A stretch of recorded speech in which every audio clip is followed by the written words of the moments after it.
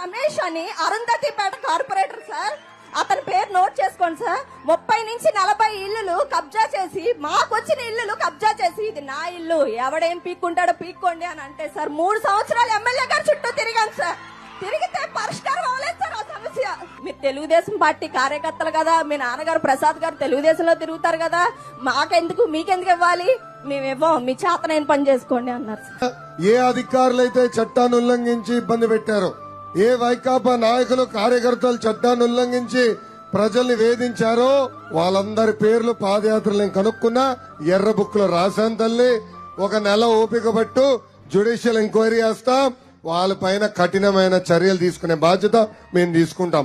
అధికారంలోకి రాగానే నీ ఇల్లు నీకు అప్పు చెప్తానమ్మా, నువ్వు చాలా ఇబ్బందులు పడ్డావు నాకు అర్థమైందని చెప్పి నాకు హామీ ఇచ్చిన ఈ రోజు నా హామీ నెరవేర్చారు. అందును బట్టి ఐటీ శాఖ, విద్యాశాఖ